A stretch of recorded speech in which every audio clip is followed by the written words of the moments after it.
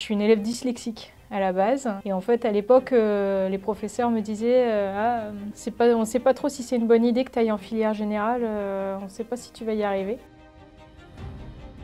C'est une théorie autour de laquelle, on va dire, il y a différents principes fondamentaux. Le corps, normalement, Mère Nature nous a assez bien constitués. Il est capable de se défendre et de se guérir de beaucoup de maux.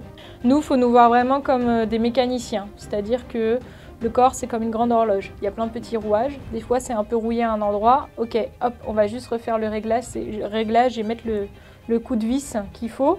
Et ensuite, hop, l'horloge, elle se remet à fonctionner toute seule. Et je voyais surtout que les vaches, c'était un peu les grandes oubliées sur plein de choses et que c'était un peu défaitiste en mode bon, bah, elle est foutue, on l'euthanasie et voilà quoi. Bonjour Méline, Bonjour Laurent. bienvenue dans ce tout nouveau podcast consacré à l'ostéopathie. Tu vas nous expliquer tout ça. Avant de démarrer et avant que tu te présentes, en fait, je voulais remercier Fanny qui nous a mis en relation. Et pour la petite anecdote, en fait, un coup, elle m'appelle, elle me dit Laurent, je connais quelqu'un, elle peint les chevaux. Je lui dis mais de quoi tu me parles, Fanny qu'est-ce que tu me racontes? Et oui, elle peint les chevaux et comme ça, elle explique les muscles, les tendons, les os, etc. C'est hyper pédagogique. Tu vas voir, je t'envoie la vidéo. Enfin, tu connais Fanny, très enthousiaste. Et on s'est rencontrés finalement un peu fortuitement comme ça, au travers de cette vidéo où tu as peint des chevaux. Et après, ben, on a fait connaissance. On expliquera un peu plus tout à l'heure où ça nous a amené. Mais voilà, je tenais à la remercier parce que c'est vrai qu'on a vraiment démarré comme ça de façon un peu improbable. Oui. Voilà, C'est vrai que c'est improbable. J'ai trouvé une fille, elle peint sur les chevaux. C'est vrai voilà. que... C'est comme ça elle t'a présenté. Mais tu vas peut-être prendre un peu plus de temps déjà pour te présenter, nous dire qui tu es, quel est ton parcours professionnel. Ok. Bah écoute, du coup, merci pour l'accueil et je suis ravie de travailler avec vous. Je suis vraiment super heureuse de pouvoir entamer déjà cette formation avec vous. Ça fait vraiment longtemps que je voulais pouvoir enseigner et cette manière-là, elle est vraiment... je ne me serais pas attendue à faire ça comme ça, mais je suis super contente de le faire du coup. Donc merci Laurent et Tant merci mieux. Fanny. Et ben moi du coup, je m'appelle Méline, j'ai 29 ans. Enfin, Méline Duval, du coup, si vous voulez mon nom de famille avec. J'ai 29 ans, je suis normande. Donc c'est comme ça qu'on s'est croisés avec Fanny, c'est dans notre petite Normandie pluvieuse. Et moi, du coup, dans la vie, je suis ostéopathe animalier depuis 7 ans maintenant. Mon parcours professionnel, bah déjà, je vais peut-être faire un tout petit résumé sur mon parcours scolaire, hein, parce que comment ça m'a amené à l'ostéopathie, je pense que c'est intéressant de le préciser. Moi, je suis une élève dyslexique à la base. Et ce qui s'est passé, c'est que du coup, primaire et collège, je faisais beaucoup d'efforts pour avoir des bonnes notes, mais ça me demandait vraiment beaucoup d'efforts. Et en fait, à l'époque, les professeurs me disaient on ne sait pas trop si c'est une bonne idée que tu ailles en filière générale, on ne sait pas si tu vas y arriver. Et en fait, du coup, moi, à l'époque, j'étais un petit peu têtue. À Et j'ai... l'époque? Ouais, toujours. Et du coup, j'ai dit, c'est pas grave, je vais pas aller en lycée normal. Et en fait, je suis rentrée en sport-études équitation. Ok. Et j'ai fait tout mon lycée en sport-études équitation. Je suis cavalière, je suis passionnée de chevaux depuis la petite enfance. Et en fait, l'ostéopathie est arrivée à moi par ce biais-là. Parce que du coup, pendant mes études en sport-études, moi j'étais très impliquée dans le suivi de mes chevaux et comprendre quand ils avaient des problèmes. Et je faisais venir l'ostéopathe pour mes chevaux. Et en fait, j'ai rapidement compris que c'était ça que je voulais faire et que je trouvais ça vraiment fascinant comme métier. Ok. Et du coup, j'ai passé mon bac comme ça en sport-études, hein. Ça s'est très bien passé, mais du coup, voilà. Et dans la foulée, je suis rentrée donc en école d'ostéopathie animale. Donc c'est un cursus de 5 ans d'études. On est sur un équivalent de Master 2. Et pour avoir le droit de pratiquer en ostéopathie animale, on ne peut pas juste s'installer après avoir passé notre diplôme en école. Il y a eu un décret qui est sorti en 2017 qui spécifie que l'acte d'ostéopathie animale, c'est un acte vétérinaire et chirurgical même. Dans le texte, Ouais. ils ont été un Ok. petit peu précis pour vraiment détailler et définir l'ostéopathie animale au niveau de la loi. Et donc, quand on sort d'école, en tant que non-vétérinaire, on pratique un acte vétérinaire et on est en illégalité. D'accord. Donc, il faut passer un examen devant devant le Conseil de l'ordre, qui est en tout cas organisé par le Conseil de l'ordre des vétérinaires pour avoir le droit de pratiquer. Sinon, Ok. on ne peut pas s'installer. À l'issue des 5 ans. Voilà. Ouais, le Donc, du coup, diplôme n'est pas suffisant en fait. c'est ça. Donc, du coup, j'ai passé cet examen-là juste après le Covid, parce que bon, bah, moi, du coup, il y a le Covid qui est arrivé vraiment plusieurs mois après mon installation. À l'époque, il y avait une période de tolérance, du coup, ils nous laissaient travailler quand même, parce qu'ils comprenaient bien, je pense, que la situation était délicate. Et j'ai passé mon examen dans la foulée du Covid et voilà. Et du coup, maintenant, je me balade un peu partout et surtout en Normandie quand même. Mais voilà, je pratique sur toutes les espèces. Très bien. On va y revenir. Mm. C'est vraiment intéressant parce qu'on pensait, donc une élève dyslexique, donc ça veut dire quand même des difficultés pour apprendre. Ouais, On verra dans les vidéos que des noms compliqués quand on fait de l'anatomie et de la physiologie animale, il y en a quelques-uns. ouais, Donc tu étais passionné, enfin tu l'es toujours évidemment, mais tu étais motivé et ouais, ta ouais, passion, ta motivation t'a permis en fait d'aller au-delà de ces difficultés et de t'enchaîner 5 ans d'études, j'imagine un peu complexes, ouais, ouais. malgré tout. Mais tu vas voir, j'ai expliqué la dyslexie, c'était pas pour rien. C'est parce qu'en fait, je pense que ça fait partie de moi et c'est peut-être aussi ça qui fait que mon cours, il est construit comme ça. C'est pour ça que je vais en Oui, parler aux gens.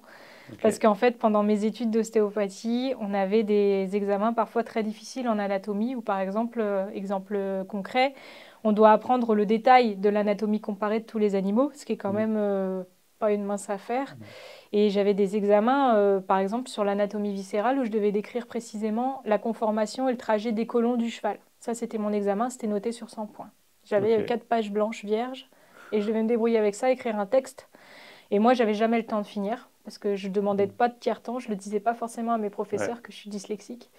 Et ça a été du travail, hein. Là, ma dyslexie, elle est plutôt bien masquée maintenant. Ça, je remercie ma maman. Sur le moment, je la remerciais pas, mais j'ai fait beaucoup de travail pendant les étés, pendant les vacances mm. scolaires, pour pas être trop en retard et vraiment des dictées tous les jours et tout. Mais bon, maintenant, du coup, à part quand je suis fatiguée, il y a des fautes d'accord. Mais voilà, la dyslexie, c'est pas quelque chose. Mm. Ça, c'est bien, ça fait petit témoignage en même temps, mais ça veut pas dire parce qu'on est dyslexique qu'on pourra rien faire dans notre Ouais, c'est carrière. ça, Ça, c'est vraiment c'est important de le important. dire. Mm. Einstein, il était dyslexique, hein, après tout. Donc voilà, c'est Voilà. juste une manière de réfléchir qui est différente. Et moi, en fait, j'ai découvert rapidement que j'avais une manière de réfléchir différente. C'était bah, déjà pour apprendre mes cours où l'oral marchait bien. Ouais. Et en fait, pour mes fameux examens d'anatomie, je me suis mise à dessiner Ok. énormément. Et en fait, ma prof d'anat l'avait bien compris. Et il y a une fois où ça m'avait marqué, justement pour l'examen du trajet des colons. J'ai dit, j'aurais jamais le temps d'écrire tout le texte avec tout le détail. Il faut parler de la conformation intérieure de Mm. l'organe, de ses moyens de fixité, de son trajet. C'est très long à Mm. écrire et à Mm. synthétiser. Et du coup, moi, j'avais fait une planche. Ok. J'ai fait 3 planches en 3D. Et je lui ai dessiné tout le trajet des colons avec des points clés, les repères, les moments où ça bifurque, à quel endroit. Et je me rappelle qu'une fois, elle était venue me voir, elle m'a dit ton dessin est super bien, est-ce que tu voudrais bien qu'on le partage aux autres? Je lui ai dit ah bah oui, pas de problème. Mais c'est vrai que du coup, j'ai. Voilà. Et en fait, c'est une manière de réfléchir différente, mais ça ne veut pas dire Ouais. qu'on ne peut pas apprendre et puis faire le texte en synthétique, je pourrais, mais il me faudrait 4 Mm. heures, il ne me faudrait pas juste 2 heures. Ouais. Donc voilà, le dessin, en fait, rapidement, ça a été ce qui m'a sauvée. Et en tout Ouais. cas, je suis tombée sur des profs hyper compréhensifs et qui ont vu que j'avais les connaissances, mais juste j'avais besoin de les synthétiser différemment. Ouais, c'est intéressant parce que, Donc voilà. en fait, d'une contrainte naît une innovation, en fait. C'est ça. Bah, en tout C'est-à-dire cas, mon innovation pour personnelle pour toi. dire bah, Mm. comment je vais gérer mon Ah oui. examen pour montrer que Mm. là, je connais mon cours par cœur. Ouais. Mais du coup, avec les freins que j'ai, quoi. Et Donc ça t'a voilà, révélé un point fort qui est le dessin. Alors, c'est sur ça. une planche, oui, mais on verra aussi sur un Sur animal le vivant. vivant, c'est encore autre chose. Ouais. Bon, super. Merci en tout cas pour voilà, ces explications et ton parcours qu'on comprend mieux. J'aimerais arriver un peu à une définition de l'ostéopathie, parce que sinon on va en parler pendant 1 heure et puis on ne l'aura pas défini. Ouais. Et, en fait, j'ai l'impression que tout le monde connaît ce terme-là. Mm. En tout cas, on a entendu parler parce qu'on va plus ou moins tous chez l'ostéo pour soi-même, hein. Ouais. Voilà. Suivant les ostéos, ils font tous un peu des choses différentes. Il y en a qui touchent à peine, il y en a qui font craquer, il y en a... Bref, mais si tu demandes aux gens, euh, en fait, pas qu'est-ce que fait ton ostéopathe, mais qu'est-ce que c'est que l'ostéopathie. Je pense qu'il y a beaucoup de gens qui auraient du mal à la définir. Ouais, ouais, ouais. Alors, est-ce que tu peux nous aider un peu à définir ça et puis peut-être nous donner les différences? Est-ce que c'est la même chose avec l'ostéopathie humaine que tout le monde connaît, Hmm. l'ostéopathie animale, ou est-ce qu'il y a des différences? Voilà. Ok. Et bien alors, du coup, l'ostéopathie, il y a différents courants de pensée, il y a différentes manières de la percevoir. Ça, on va en parler juste après. Pour faire un mini rappel historique, juste pour montrer, c'est pas une pratique qui est si vieille que ça. Ça a été découvert vraiment dans les années 1870 par un médecin américain qui s'appelle Andrew Taylor Still. C'est une théorie autour de laquelle, on va dire, il y a différents principes fondamentaux et une manière de réfléchir et de voir le corps qui est différente. Le corps, normalement, Mère Nature nous a assez bien constitués. Il est capable de se défendre et de se guérir de beaucoup de maux tout Mm. seul. Mm. Donc en fait, il y a un premier grand principe qui est très important, c'est celui de l'homéostasie, c'est le principe d'auto-guérison du corps. Donc l'ostéopathe, en fait, quand il y a des restrictions ou des problématiques, on va toujours garder en tête de dire on veut viser l'homéostasie, on veut aider le corps aussi à s'autoréguler tout seul et nous on va juste faire les ajustements qu'il a besoin pour ça. Donc le corps il est doté de différents systèmes. On a le Mm. système du coup musculo-squelettique, le système nerveux, le système sanguin, lymphatique, viscéral, etc. Je ne vais pas tout faire, alors on n'est pas parti pour faire ça, mais nous, il faut nous voir vraiment comme des mécaniciens. C'est-à-dire que le corps, c'est comme une grande horloge. Il y a plein de petits Mm. rouages. Des fois, c'est un peu rouillé à un endroit. Ok, hop, on va juste refaire le réglage et mettre le coup de vis qu'il faut. Et ensuite, hop, l'horloge, elle se remet à fonctionner toute seule. C'est vraiment ça qu'il faut voir. Un corps, il a différentes contraintes dans la vie. Personne n'est parfaitement Mm. symétrique. On subit tous des maux, du coup, des traumas, des chocs. Ça peut être tant des contraintes physiques, environnementales, émotionnel. Et en fait, tout ça, ça influe des stress, mais du coup des modifications de notre corps, parce que on est fait pour survivre. Donc, Mm. comme on est fait pour survivre, notre corps, il s'adapte au moindre choc et au moindre mot qui le touche. Il va compenser, quoi. Voilà. Et Mm. donc, des fois, il y a des compensations au bout d'un moment où ça commence à créer beaucoup de problématiques et il y a besoin d'un coup de pouce. Et si on ne va pas jusqu'à ces coups de pouce, bah, il y a de la maladie et des choses beaucoup plus graves qui se passent. Et là, c'est plus l'ostéopathie qu'il faut, c'est un Ouais, médecin. ouais, c'est ça. Donc, du coup, voilà, il y a vraiment cette nuance-là, c'est que nous, on est des horlogers du corps. Moi, j'aime bien donner Mm. cette image-là Mm. aux gens. Je trouve que c'est assez visuel Mm. de penser ça comme ça. Nous, on est là pour intervenir et en fait donner le coup de pouce qu'il faut pour que la santé, elle puisse s'entretenir, que le tissu puisse se gérer, se cicatriser tout seul. Et du coup, c'est assez complémentaire par rapport à la médecine traditionnelle. Et ça, je pense qu'on va pouvoir en parler après. Ouais. Mais moi, j'ai la chance de bosser avec des vétérinaires formidables et on s'éclate. Enfin, moi, en tout cas, dans ma partie, je m'éclate et je suis Mm. super heureuse de pouvoir réfléchir avec les vétos parce que du coup, c'est une manière de réfléchir qui est différente, mais ça ne veut pas dire que c'est incompatible. Ouais. Donc voilà. Très bien. J'aime bien cette expression horloger du corps.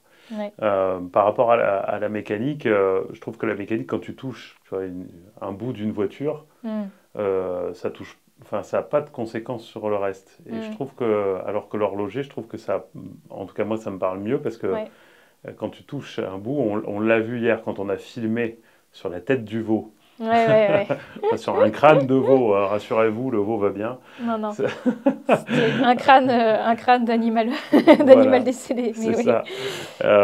Et en fait, finalement, il y avait un lien que tu expliquais entre le crâne, l'endroit où tu touchais sur le crâne, et finalement le sacrum qui est à l'autre bout. Ouais, ouais, ouais. Donc, t'expliquais tout ça, et ça, je trouve ça assez fantastique. C'est vraiment, Ouais, j'aime bien cette image d'horloge, parce que c'est vraiment ça, c'est vraiment ouais, ouais, très ouais. précis. Et donc, si je comprends bien, toi, tu aides à rétablir l'homéostasie. C'est ça. On Hein. aide à rétablir l'homéostasie, on aide à redonner un maximum de mobilité. Il y a une grande phrase qui est connue en ostéopathie qui dit le mouvement, c'est la vie.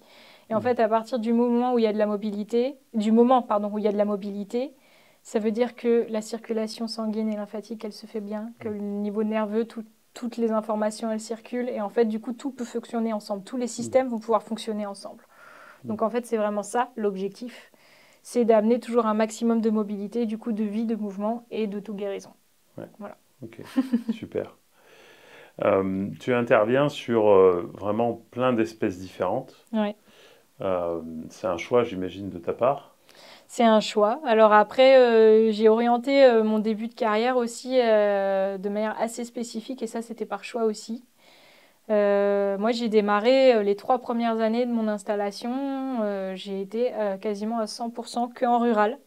Ok. Et ça, c'était vraiment Donc beaucoup de volontaire. bovins alors, Ouais, j'imagine, en Normandie. bah ouais, ouais, c'est ça, beaucoup de bovins en Normandie et beaucoup de bovins et d'éleveurs dans le besoin, en fait. Ah Moi, je oui, suis d'une famille d'éleveurs. Je vois les contraintes, j'en entends parler, je vois bien ce qui se passe. mm, Des fois, les accidents, il y a quand même beaucoup de causes traumatiques, hein, moi, dans les motifs de consultation que j'ai. Et je voyais surtout que les vaches, c'était un peu les grandes oubliées sur plein de choses et que c'était un peu défaitiste en mode bon, bah, elle est foutue, on l'euthanasie et voilà quoi. ah oui, Et moi, il y avait plein de moments comme ça où je disais, est-ce que vraiment elle était si foutue que ça? Je suis pas certaine. Mais en fait, à ok. l'époque, j'avais pas encore les connaissances et les compétences que j'ai acquéries avec l'expérience. Et du coup, je me suis bien rendu compte qu'il y avait un truc qui clochait. Et je me suis vraiment passionnée pour ça, l'ostéopathie équine aussi, hein, forcément. Mm, Mais en fait, au démarrage, en Normandie, en plus, on est vraiment beaucoup, beaucoup d'ostéopathes. Il y mm, a beaucoup de chevaux, mais aussi beaucoup de vaches. ouais. Et moi, rapidement, j'ai dit, bon, ostéopathie équine, on est très nombreux. C'était un fait. Et ostéopathie bovine, par contre, dans le coin, j'entendais un nom qui circulait, et encore, et personne prenait le temps en fait de s'attarder sur les Ok. bovins. Et moi, en fait, je me suis vraiment passionnée pendant mes études pour ça en disant mais moi, je suis sûre qu'en fait, on peut faire vraiment des très bonnes choses en rural et qu'on peut vraiment apporter quelque chose de concret pour les éleveurs et pour le bien-être animal en Mm, général et aussi sur une notion d'éthique et ouais. tout en pensant en même temps à la rentabilité et tout ça. Enfin, je voyais plein de choses qui s'imbriquaient ensemble, mais c'est Mm. juste qu'il y avait besoin d'aller creuser le sujet et d'aller comprendre ce qui se passait. Et du coup, tu peux nous dire un peu pour qu'on comprenne quel type d'intervention tu fais spécifiquement sur les bovins chez les éleveurs. Pourquoi, en gros, ils t'appellent Ouais. les grands besoins, en fait, aujourd'hui. Bah, au démarrage, quand la personne ne me connaît pas encore, c'est toujours pour un cas, ce qu'on appelle nous dans le jargon entre ostéo, un cas pourri, quoi. Ah ouais, c'est-à-dire C'est-à-dire le truc où on arrive et c'est complètement lunaire. La pauvre bête, ça m'est arrivé plusieurs fois, mais ça, c'est si on ne sait pas le deviner, si on ne sait pas le voir, on mm, ne peut pas le voir. Mais des fractures du fémur monstrueuses, enfin des choses où oui, de toute façon, malheureusement, j'aurais jamais pu sauver l'animal. ouais, Mais en fait, bon nombre de premiers motifs de consultation quand j'ai jamais travaillé avec l'éleveur, c'est j'ai entendu que des fois vous pouviez relever une bête, venez voir, j'en ai une couchée. Et puis c'est un bah cas désespéré, quoi, c'est ouais, ça ouais, que... il y a beaucoup de cas où c'était des cas désespérés. Mais en Ouais, fait, ce qui m'a permis l'ouverture, ça a été le dialogue. En fait, quand c'est ok, ça, je facture pas forcément de séance. Je ok, facture qu'un frais de déplacement. Mais par contre, en fait, je prends une demi-heure. Je montre par A plus B pourquoi là ça va pas marcher et pourquoi là je vais pas pouvoir apporter quelque chose dans l'instant T à ouais, l'animal. Mais par contre, ça permet d'ouvrir la brèche dans le dialogue et de dire ouais, bon, voilà, maintenant je vous explique moi ce à quoi je peux vous aider, mm, ce à quoi ça peut servir. Pourquoi c'est important aussi quand vous avez un doute sur une fracture, bah, au pire vous m'appelez quand même et c'est pas grave, vous voyez là je vous prends pas très cher mais en fait au mm, moins on est fixé et c'est pas une bête que vous allez faire parce que malheureusement des fois ça arrive, on sait pas si elle va se relever ou pas mais bah ils essayent parce que l'animal est combatif et du coup on va la laisser plusieurs semaines au sol mais la pauvre ouais, le fémur, il se remettra pas. Donc, ouais, du coup, ça, des fois, faire comprendre l'importance de l'exclusion de fracture. Ça, ouais, ça a mm, été vraiment une énorme part dans mon travail. C'est l'importance de savoir dire stop au bon moment. ok, Ou alors de savoir laisser la chance quand on voit qu'il y en a une où vraiment c'est mal engagé, mais quand même, elle a tellement l'agnac qu'on en a relevé quand même deux, trois comme ça, hein, où mm, ça relevait du miracle, hein. Mais voilà, c'est dosé, c'est bien ouais, dosé, c'est dosé justement avec l'enjeu économique de tout ce que ouais, ça implique sur les soins d'un animal, l'enjeu humain, parce que le nursing, gérer tous les soins d'un animal blessé, malade, ouais, c'est un budget temps très conséquent pour les éleveurs mm, qui ont déjà une charge mentale terrible et une charge de travail terrible, et euh, un équilibre aussi éthique. Jusqu'à mm, quel moment on se dit que là, ça va trop loin pour l'animal? ouais, ouais, Est-ce qu'on lui donne vraiment sa chance jusqu'au bout? Est-ce que là, ça veut dire qu'il faut dire stop? C'est savoir oui, jongler avec ces trois facteurs-là en ouais, permanence quand on mm, travaille avec les bovins, mais peu importe pourquoi on m'appelle. Donc mm. ça, c'est la première cause, c'est la cause Ça c'est... traumatique. Ok. Et après, du coup, ça va être des causes plus quotidiennes de petites chutes, oui, de la boiterie, Mm. un petit tour de rein, un lumbago, parce que les vaches, elles sont faites comme nous, hein, elles ont décidé de Ouais. marcher sur quatre pattes, mais on a exactement les mêmes problèmes. Elles Ok, ont des sciatiques, elles ont mal au ok. cou, elles ont mal à l'épaule. Et sinon, un petit peu de suivi de troupeau autour de la gynéco et autour de la production. Donc autour de la production laitière, des fois, il y a des trucs où l'ostéopathie, ça peut donner quand même un sacré coup de pouce. Si vraiment il y a des verrouillages importants, ça peut avoir un impact sur l'innervation, la vascule de la mamelle. Oui. Sur un animal qui profite pas, qui prend pas beaucoup de viande, ça peut être tout simplement des douleurs musculaires ou dorsales. Mmh. Et en fait, bah, le muscle, forcément, derrière, il va pas se faire comme il faut si Ah l'animal, oui. il est plié en deux. Mais comment l'éleveur il fait pour... Parce que l'éleveur, évidemment, il voit une vache boiter. Mm, Bon, bah, il a vu les vaches se taper au cornadi. Il y en a une qui est attachée, l'autre c'est elle ça. arrive, elle lui fonce dessus. Tu disais que ça arrivait souvent sur les chèvres, par Ah bah exemple. ouais, les chèvres, elles se font Mais attaquer. ça se voit. Ouais, Mais quand tu dis qu'il peut y avoir des problèmes où la vache, elle boite pas non, franchement, non. et pourtant ça pourrait être utile pour, là, plutôt pour de la performance, de la productivité, d'intervenir. Comment, du Ouais. coup, l'éleveur, lui, il sait quand il doit faire appel à un ostéopathe. Bah là, c'est de l'observation. Ça, on en parle dans la Mm. formation, justement. Je l'ai abordé. Il y a une partie sur ça.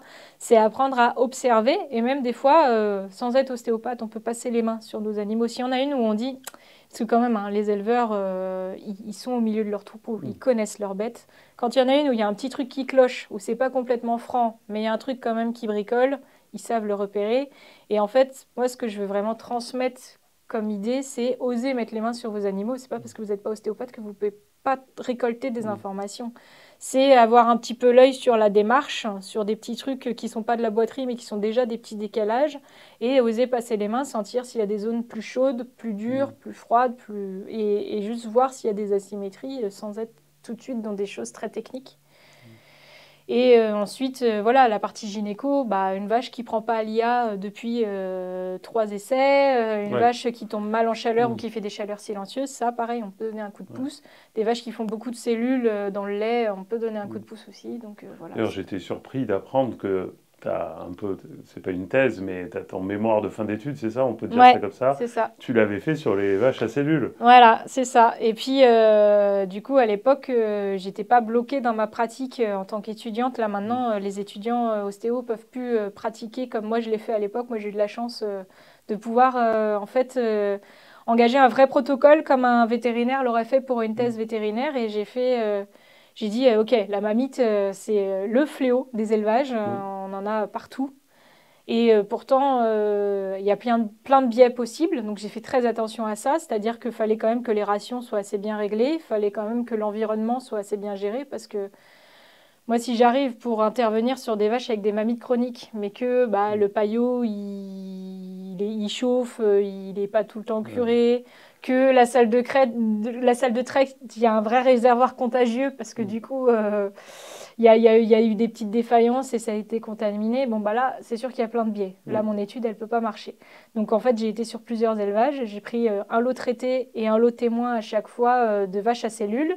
Et j'essayais de comparer celles qui étaient touchées en ostéopathie et juste celles qui étaient là en témoin et de voir ce qui se passait en fait. En changeant rien d'autre, Et juste juste en... des séances d'ostéo Voilà. sur les vaches. Et on faisait en sorte, sauf quand j'appelais ça les vaches millionnaires, sauf quand on avait vraiment des taux de cellules qui crevaient le plafond. Là, Oui, oui, il y avait un traitement oui, oui, vétérinaire. oui, bien sûr. Mais moi, le but du jeu, c'était d'intervenir sur des vaches naturellement très hautes en cellules et d'essayer de voir là si moi j'y arrivais. Et juste, on mettait de l'ostéopathie sur 3 séances, donc une séance par mois sur 3 mois. Ok. Qu'est-ce qui bougeait dans le contrôle laitier? Parce que du coup, c'était ça Oui, l'avantage, oui, c'est que tout était c'est quantifié mesuré, avec ouais, le bien contrôle sûr. laitier.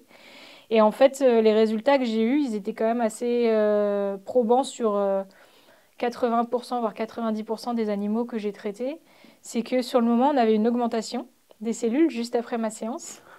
Ok. Mais en fait, c'est très bon signe. Et ça, c'est ce que j'expliquais aux éleveurs. Sur le moment, ils me disaient bah, attends, là, ça l'effet inverse. J'ai dit non, non. C'est l'immunité. Voilà, j'y laisse couler, t'inquiète, c'est très bien. Et ah bon, ah bon, ah bon, j'ai dit oui, oui, tu fous le lait de côté, c'est pas grave, tu vas pas pourrir ton temps Ah oui, qu'avec bien ça, c'est sûr. sûr. Mais on laisse aller. Et en fait, ce qui se passe, c'est que les cellules, c'est quoi? C'est du reste de tissu épithélial lésé dans la mamelle et des globules blancs. Mm. On parle du coup du principe d'ostéopathie. Nous, ce qu'on veut, c'est l'homéostasie. Mm. Et en fait, en débloquant les lombaires qui vont aller donner l'innervation et la vascule de la mamelle, en allant vérifier que les organes, tout bouge, que la vascule, elle se fait bien, en allant vérifier que la sacro-iliaque, elle est bien débloquée, pareil pour tout le côté Mm. vascule-innervation, mais aussi suspension de l'appareil de la mamelle, tout simplement, parce que c'est quand même très Mm. lourd, un système glandulaire mammaire. Et ben en fait, les bêtes, sur le moment, ouais, les cellules, elles montaient. Mais parce que le sang, il arrivait. Il Oui, c'est pouvait ça. renourrir, il pouvait aller nettoyer par lui-même tout le tissu mammaire lésé. Il y avait des vaches, en plus, j'avais pu pousser un petit peu le truc parce qu'ils avaient fait des bactériaux. Ils avaient pu tester. Et en fait, il y avait des vaches avec des staphylocoques, Ah des oui, trucs un peu résistants. un peu raide. Donc en fait, là, moi, quand c'est ça, quand je touchais le tissu mammaire, je voyais qu'il y avait des grosses adhérences. En fait, Mm, carrément, mm, ça finit par manger le tissu glandulaire tellement le germe est agressif. mm. Et là, j'allais faire sauter les adhérences. Donc là, sur le moment, je prévenais les éleveurs. Je dis, alors là, surtout, elle va te sortir peut-être des dingueries quand tu vas la traire. Là, Mm. elle va te sortir de la crème pâtissière. Tu fais gaffe, tu paniques pas. On surveille si ça va trop loin, traitement antibio. Sinon, tu laisses décanter, juste tu mets le lait à part et on voit ce qui se passe. Ouais, Et ce qui se passait, c'est que du coup, en fait, le corps, il faisait son job. Il faisait son ouais. job. Et en fait, les globules blancs, sur le moment, ils étaient là, ils crevaient le plafond. Mais après, tout redescendait, tout revenait à la norme. Parce que, en fait, on a pu se débarrasser naturellement du truc. Ok, donc tu avais un pourcentage significatif après les Ouais. 3 fois C'est ça. les 3 Après, mois il qui est y avait revenu. encore toujours des trucs à améliorer, hein. Mm. J'étais qu'une petite étudiante qui essayait de faire un Ah truc, oui, hein. bien Là, sûr. maintenant, avec les connaissances que j'ai acquises depuis, je sais qu'il y a un bon nombre Mm. de choses que je voudrais faire Ah oui, oui. différemment. Et moi, je rêve de pouvoir peut-être un jour faire de la recherche. Mais bon, ça veut dire se relancer dans des études en Master 2. Et ça, je ne sais pas si j'en ai le courage. Mais en tout cas, moi, ça m'a permis une brèche de me dire, je suis sûre qu'il y a des trucs qu'on peut Ouais, mesurer et c'est ça. quantifier. Et ça, c'est une manière de le faire, en fait. Mm. Et du coup, c'était vraiment intéressant. Et ça m'a permis vraiment de me dire, non, bah vas-y, les bovins, il faut y aller, quoi. Il Ah faut y oui, aller. ouais, oui, c'est Et ça. on n'est pas que pompier pour les Ouais, vaches. c'est ça. On n'est pas que pompier Il pour peut les y vaches avoir du couchées. préventif, etc. Voilà. Ça me fait penser à. Je pense qu'il y a besoin de clarifier quel est ton rôle par rapport au vétérinaire. Ouais. Tu vois, parce que là, finalement, on parle de cellules. D'habitude, quand on a des cellules, bah, on peut faire certains traitements, on Mm. appelle le veto, etc. Du coup, moi, je pense que vos deux métiers, ils sont tout à fait complémentaires. Ouais. Des fois, c'est pas bien vu, euh, Ouais. soit par là, soit par l'autre profession. Ouais. Est-ce que tu peux nous dire, parce que tu travailles, toi, complètement en complémentarité, notamment avec un cabinet vétérinaire en Normandie, Ouais. enfin voilà, quel est le rôle de chacun, quelle est la parcelle de compétences de chacun, et quelle est la complémentarité de ces deux métiers? Voilà. Et bah ouais, c'est super important d'en parler parce que moi, justement, je veux démystifier un peu ça. Faut pas faire la chasse aux sorcières dans un sens ou dans l'autre. En fait, on bosse pas les mêmes choses. Moi, du coup, à l'époque de mon mémoire, j'avais une vétérinaire qui est maintenant une grande amie qui m'avait pris en stage à l'époque quand j'étais petite étudiante et qui m'a laissé vraiment ma chance d'aller comprendre et tout ça. Et juste avant d'entamer mon protocole, du coup, elle était là. Et elle était de très bons conseils parce que Mm. justement, j'ai dit, là, je vais reprendre l'exemple de la mamite parce qu'au moins, c'est très concret de comment on a pu s'emboîter Mm. dans nos deux professions et du coup dans nos deux réflexions et tout en laissant la place justement libre à chacun pour intervenir sur les cas en commun. Donc la mamite, on est d'accord, on va juste résumer un petit peu la pathologie pour bien comprendre.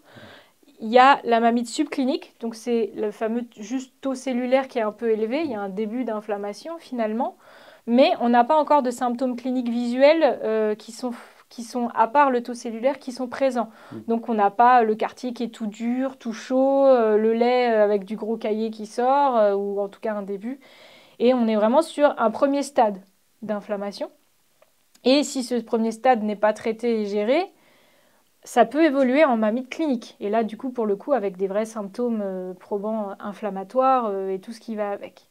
Donc le vétérinaire, souvent, ou beaucoup de traitements en tout cas, peuvent être appliqués au moment des mamites cliniques. Moi, ce que je voulais voir, c'est si j'interviens juste avant Mm. qu'on arrive dans cet extrême-là, qu'est-ce qui peut se passer? Parce que ce qu'il faut savoir, c'est que si j'interviens sur une mamite clinique plus, il faut faire vraiment très attention en ostéopathie parce qu'on peut aussi avoir l'effet inverse, c'est-à-dire que relancer un peu trop la machine du corps sur Mm. une vache qui est déjà en mamite clinique, on va juste empirer les symptômes d'inflammation, faire de la fièvre et tout ça, c'est pas forcément ce qu'on recherche non plus. Ouais, ouais. Donc moi, en fait, j'interviens juste sur le stade d'avant, où on n'a pas encore les signes extérieurs, mais par contre, on a vu lors du contrôle laitier que cette bête-là, elle présentait quand même un taux assez haut Mm. de cellules, et que là, du coup, c'était peut-être le moment, justement, de voir ce qui se passait.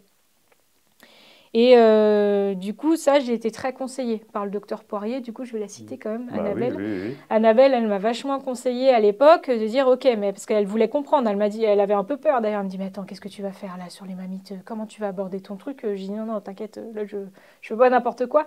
Et du coup, voilà, ça avait été une première expérience. Et du coup, voilà, c'est pour ça aussi que des fois, je me permettais de dire aux éleveurs, parce que j'ai constaté, du coup, dès que j'ai commencé à manipuler les premiers animaux, j'ai vu hein, les taux qui montaient en flèche. Mais moi, dans ma logique, j'ai dit, bah, normal, on relance les globules blancs, normal. Mais par contre, forcément, en face, c'est normal qu'ils paniquent aussi. Hein. Donc, Bah j'ai un... oui. OK, on reste au courant, on s'appelle là dans les jours à venir, tu me dis, tu regardes bien le quartier, tu regardes bien ce qui se passe et on discute. Et si ça va pas, veto, tu n'hésites Mm. pas, Mm. tu vas pas juste dire le protocole de Méline. Non, non, là, Mm. on fait pas n'importe quoi non plus. Et en fait, c'est comme ça que ça a été la première brèche et ça a super bien marché. D'ailleurs, j'ai pas eu de bêtes qui sont parties. J'ai eu une bête, mais en fait, elle était déjà à un taux très haut de cellules quand je l'ai prise dans le protocole. Et elle, oui, elle a fait une mamite clinique derrière où on a mis du mastiget et c'était terminé. Mm. Donc elle, j'ai dû la sortir du protocole pour les résultats finaux parce Mm. que sinon, elle avait eu traitement vétérinaire, donc on était biaisé par rapport Oui. aux stats. Mais voilà, sur je sais plus combien de bêtes, finalement, ça va, on s'en est bien sorti. Mais ça, c'est le bon exemple. En fait, tout est dans du dialogue et chacun, enfin moi en tout cas, en tant qu'ostéopathe, c'est vraiment important de savoir où est ma place. Je suis pas Mm. là pour prendre la place du vétérinaire. Mm. Je suis pas là pour dire tu mets tel traitement, tu fais ci, tu fais ça. Je vais jamais contredire l'avis du vétérinaire. Ça, c'est super important. Le vétérinaire, il est docteur. Et Mm. ça, faut pas l'oublier quand Ouais. même. Hein. Ils sont docteurs. Et nous, juste, on est les petits mécanos qui donnent le coup de pouce. Et en fait, à l'inverse aussi, ça, je l'ai remarqué dans les deux sens sur des vaches à staphylocoque, justement, Ok. en mamite. C'est que le fait, ça, je l'ai fait avec Annabelle et je me rappelle, on avait eu le cas aussi avec Hélène, donc on en parlera Mm. après d'Hélène, donc le docteur de Bouclon, de dire qu'est-ce que tu en penses si là, juste avant que tu fasses le traitement général, parce que là, on va pas avoir le choix que d'aller traiter, est-ce que je peux relancer un peu la vascule, aller gérer les adhérences de la mamelle? Et ben en fait, ça avait un effet positif de faire l'ostéo juste avant le traitement, parce que du Ok. coup, ça a libéré la circulation, ça a libéré les adhérences et donc les gros scratchs Ouais. qu'il y avait dans le tissu mammaire. Et en fait, ça a permis au produit de remonter plus haut. Ok.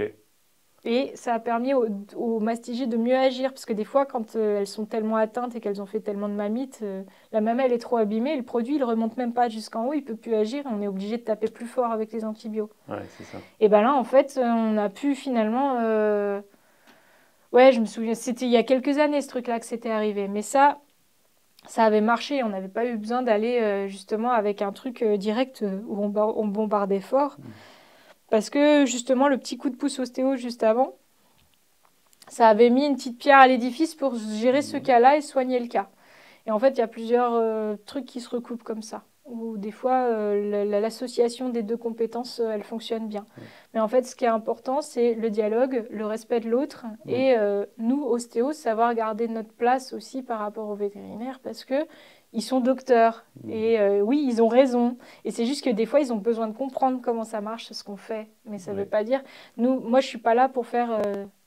quand je vais voir une fracture, je vais toujours dire, je suspecte, mais j'ai Mm. pas le droit de poser de diagnostic. Bah Je oui, suis pas oui. vétérinaire. Mm. Là, voilà, il y a une suspicion qui est forte, mais toujours, je dirais, vous appelez le vétérinaire. Ouais. Il va regarder, vous dit ce que j'ai vu, vous expliquer. Ou moi, des fois, j'appelle le veto de moi-même pour Ouais. expliquer de Bon, moi-même. Comme ok. ça, je suis Pour faire sûre le que lien. l'info, elle est bien passée. Ouais, J'ai c'est dit, ça. ok, j'ai palpé le grasset, il s'est passé ça, ça, ça dans mon testing. Ou la coxo-fémorale, il s'est passé ça, ça, ça.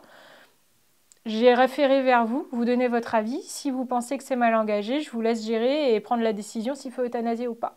Mm. Et ça, je le fais toujours, même Mm. avec les filles avec qui je bosse maintenant depuis longtemps.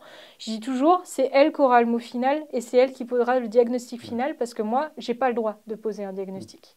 Et ça, c'est quand même super important de le dire. Ouais, ouais, très bien. Bah, je crois que tu as bien reprécisé effectivement à la fois les synergies et Voilà, voilà, la zone de compétences exclusive de chacun. Ouais, tout voilà, à c'est fait. ça.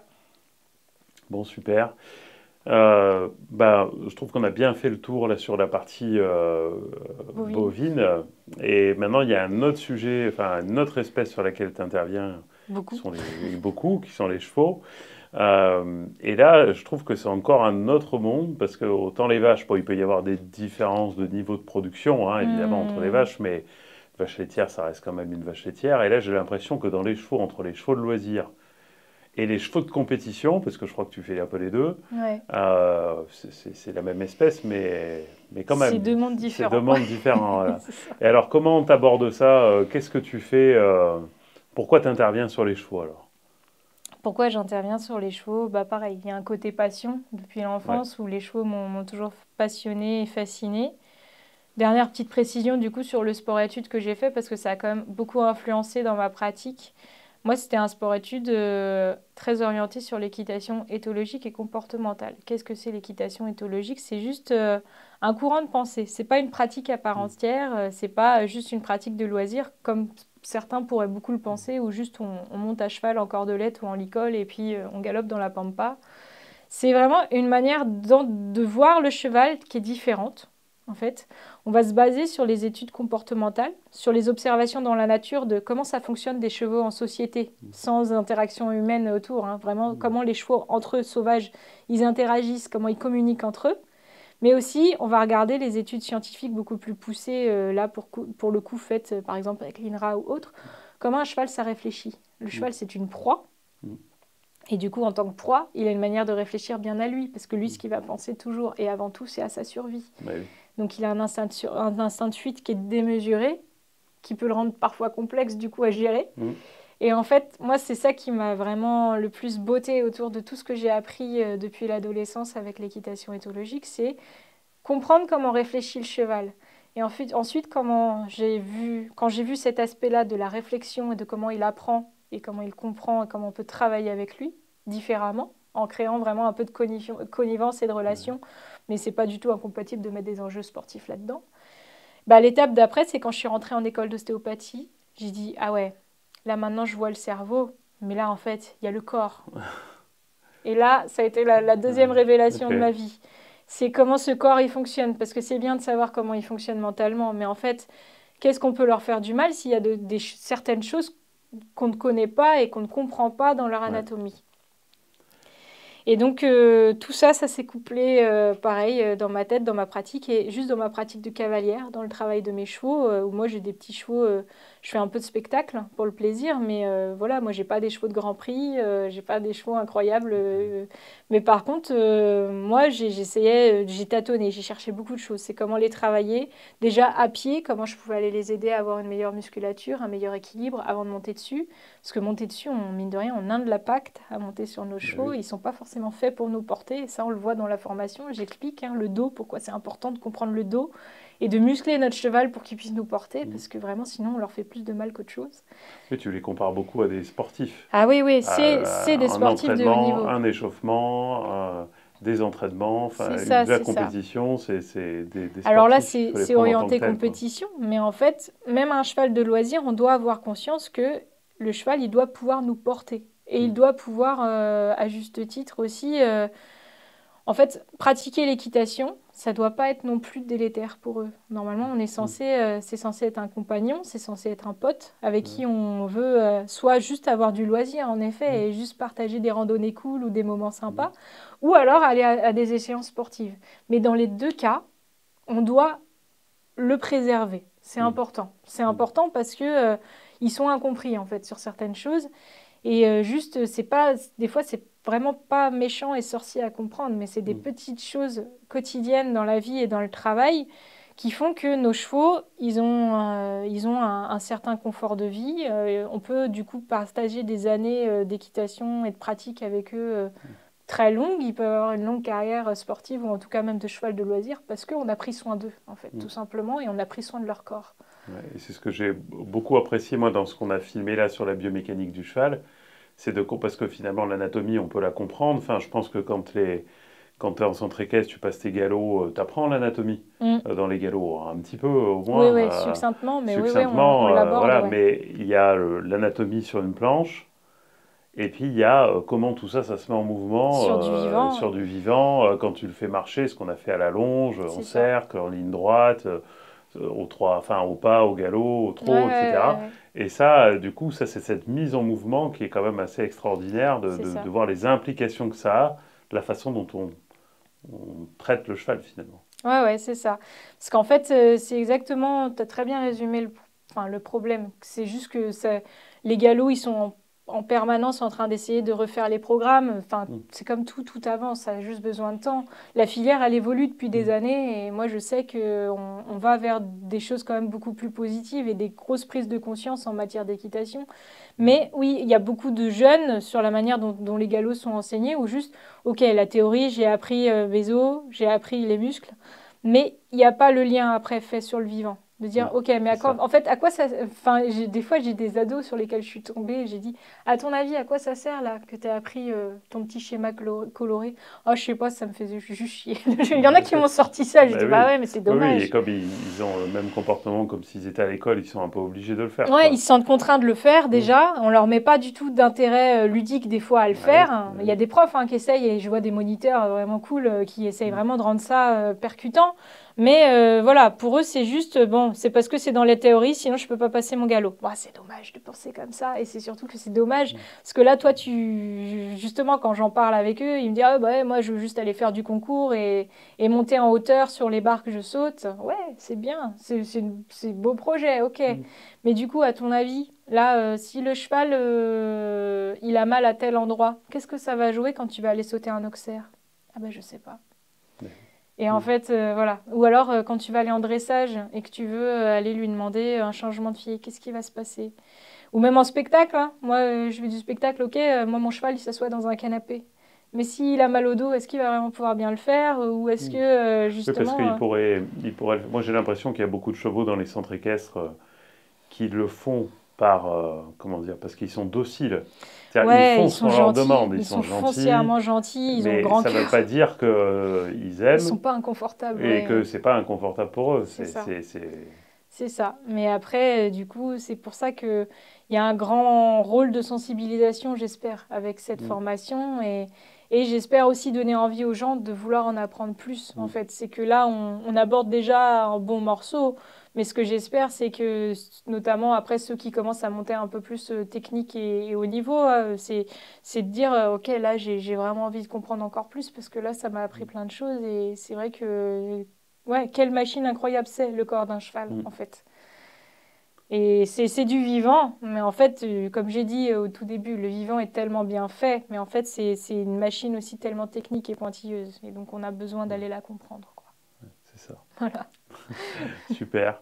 Je crois que tu es intervenu il n'y a pas longtemps dans un autre pays. Il Ouais. paraît que tu as été appelé jusqu'à l'autre bout du monde. Est-ce que tu peux nous en parler un peu et nous dire un peu Ouais. finalement comment cette opportunité est arrivée et qu'est-ce que ça t'apporte toi et...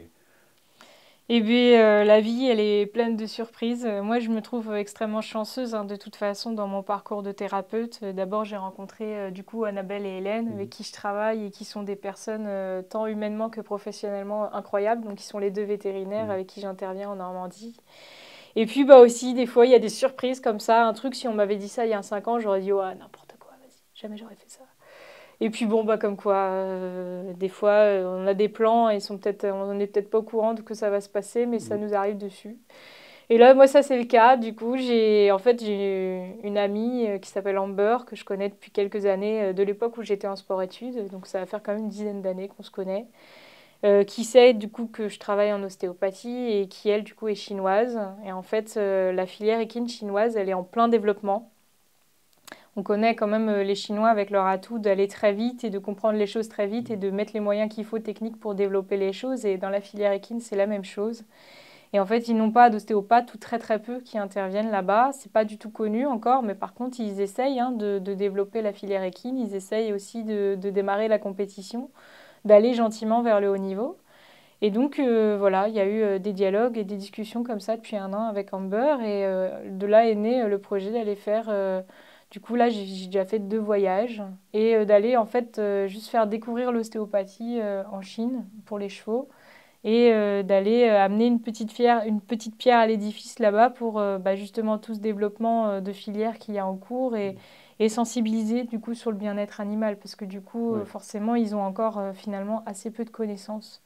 Et des fois, il y a des choses où je me dis, ah ouais, ça, on va pouvoir améliorer, ça aussi. Voilà. J'essaye de ne pas être dans le jugement parce que forcément, il y a des trucs où Mm. j'ai l'impression qu'on est revenu 30 ou 40 ans en arrière Mm.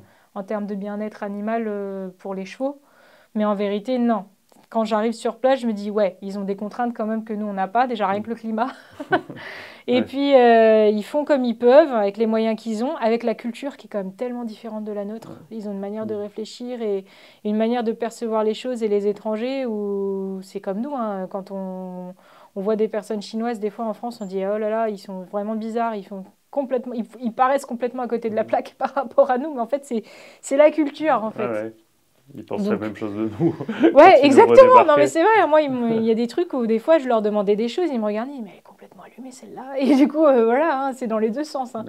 Mais Mais du coup, ouais, quelle expérience de vie parce que moi, ça me permet toujours un peu plus d'humilité. Des fois, de dire, ok, là, t'arrives pas comme une déesse, tu vas pas révolutionner le système.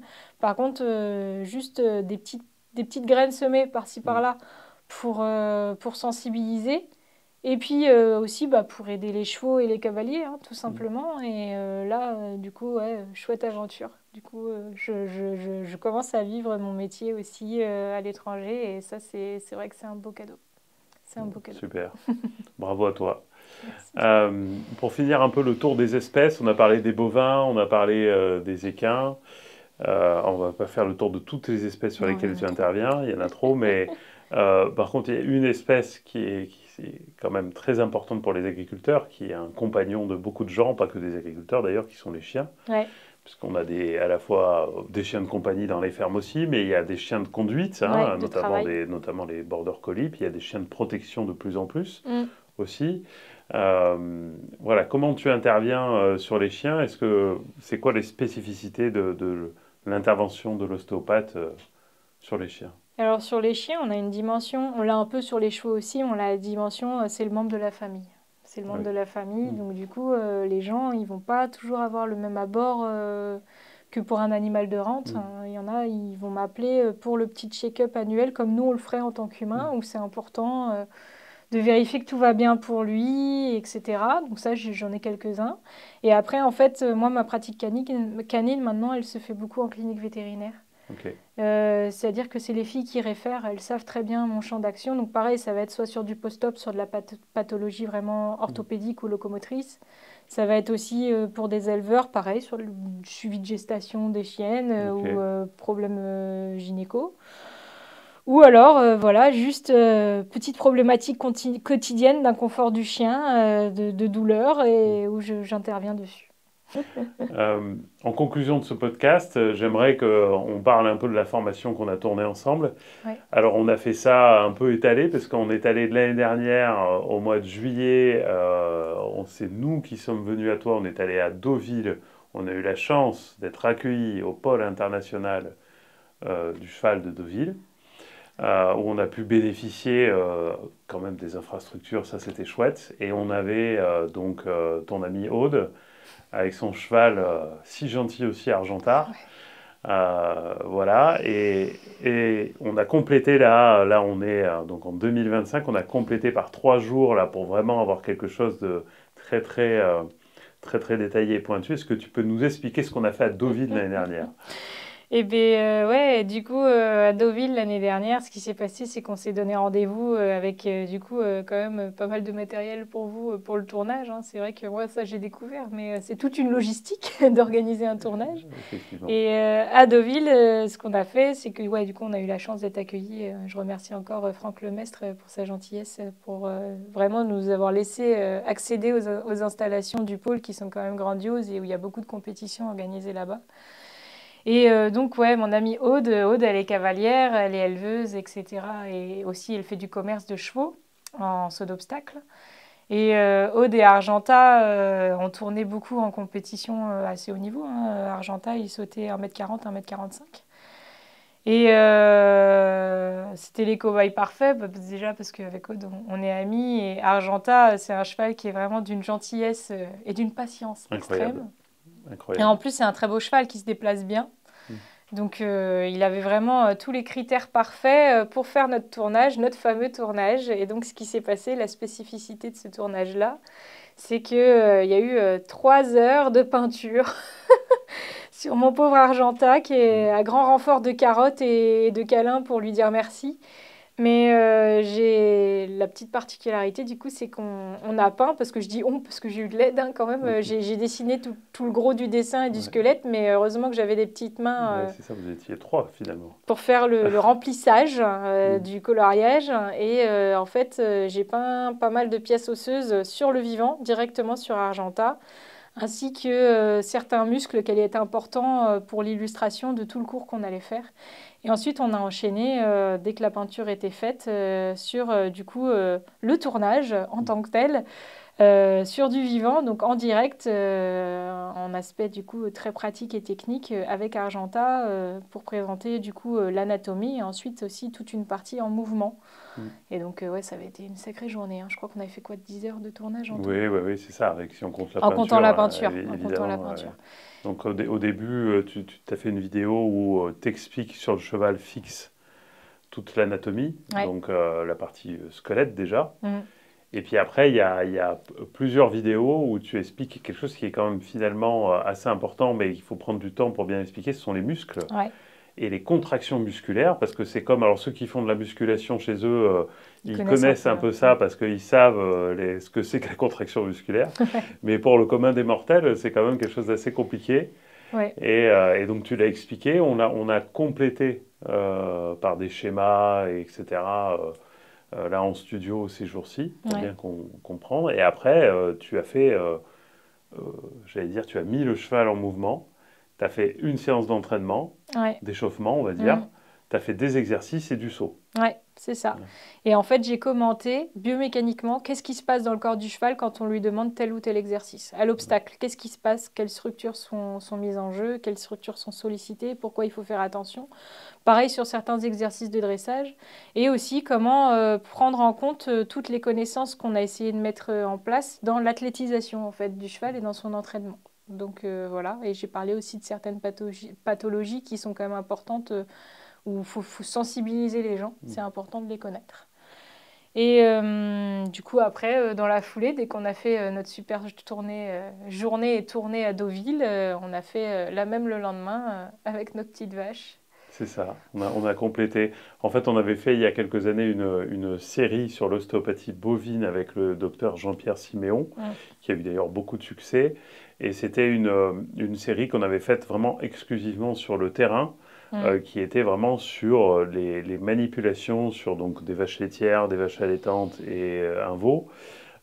Et on avait à l'époque, avec Jean-Pierre, peu fait de vulgarisation ouais, anatomique et physiologique. mm, Et en fait, on trouvait que ça manquait finalement avec le temps. Et vu que c'est quand même, c'est ton point fort, cette ouais, vulgarisation grâce à tes dessins notamment, mais aussi grâce à tes explications, ouais, eh bien, on est allé faire ça. Donc là, on a pareil un éleveur qui nous a prêté une vache bien gentille, ouais, ouais, où tu as ouais, redessiné les muscles, la partie digestive qui est importante chez la vache, ouais. et toute la partie liée à la mise bas Mm, ouais, aussi, où on a fait une vidéo spécifique pour savoir ce qui se passe en fait lors de la mise bas. c'est ça. Et on a fait aussi des plans ralentis de la vache qui marche. Mm.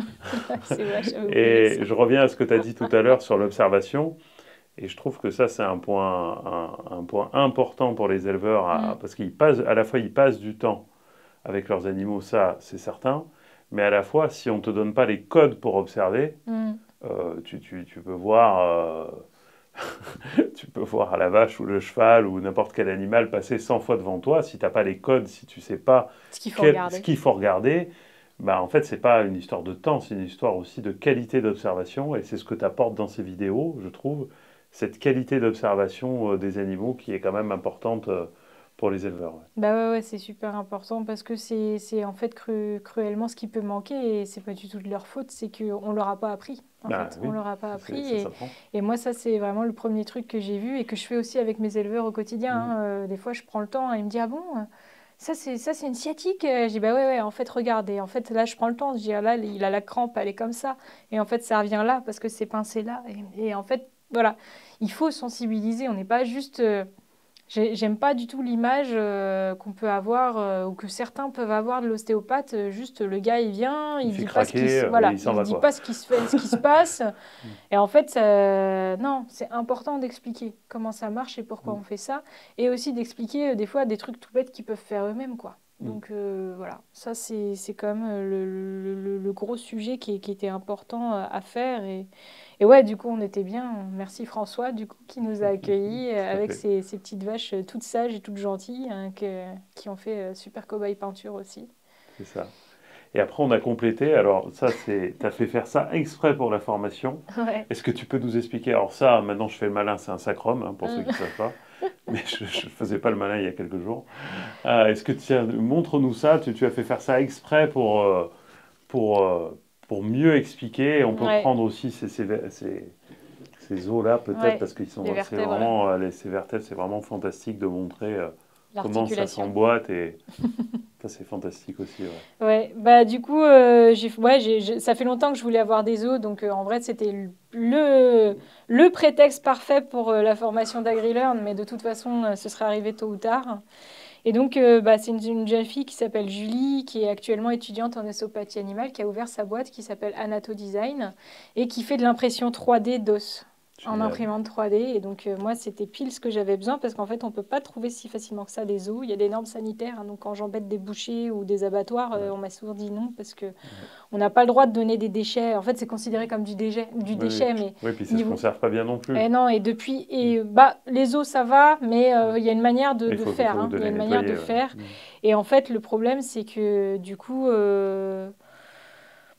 en fait, depuis la vache folle notamment, ils prennent beaucoup de précautions au niveau Mm. sanitaire. Donc, de toute façon, c'était Ouais. vraiment pas facile. Et moi, du coup, la peinture, c'est un premier outil qui est vraiment Mm. important pour montrer sur du vivant. Ouais. Mais en fait, c'est encore mieux de pouvoir compléter avec, bah ouais, j'ai peint les cervicales sur le cheval, mais voilà ce que Ouais, c'est, une voilà. cervicale de En cheval, taille réelle, avec et la vraie voilà. forme, etc. Donc ça, ouais, c'était pour Ouais. compléter. C'est pour ça qu'en fait, il y a eu autant de délais aussi pour qu'on finisse enfin la partie studio. C'était pour que je trouve mes os. Et puis, bah ouais, mine de rien, c'est un vrai travail de finir les rushs. Et j'ai collecté beaucoup d'avis de Mm. cavaliers, aussi d'éleveurs pour mes vidéos, d'étudiants ostéopathes Mm. aussi, pour savoir ce que je pouvais ajouter, compléter par rapport à ce qu'on avait tourné l'été dernier. Donc voilà, ça a été un vrai travail de fond. Et puis là, un gros travail pour nous en studio, parce que du Mm. coup, on est quand même, notamment sur la partie équine, on est quand même très technique. Mm. Et il y a un vrai travail de découpage, d'arrêt sur image. Tout à fait. Tous les mouvements sont décomposés au ralenti avec des arrêts sur image, avec les explications de Méline, c'est très Ouais. précis. Et donc ça, bah, on pouvait pas le faire en distanciel, clairement. C'était trop intense et trop complexe en fait. Mm. Mais bon, voilà, j'ose espérer que là, tout le travail qu'on a fourni, le résultat va être à la hauteur. J'ai hâte de voir en tout cas. Eh bien, ça Et va voilà. arriver très bientôt. En tout cas, merci pour cette interview et cet échange. Je pense Merci à qu'on toi. connaît mieux maintenant ton métier et les complémentarités, à quoi ça sert pour les éleveurs, la complémentarité avec les vétérinaires également. Mhm. Et puis, ben, si vous voulez retrouver la formation de Méline, elle est en description de la vidéo. À très bientôt. Bon, bah merci Laurent. À bientôt.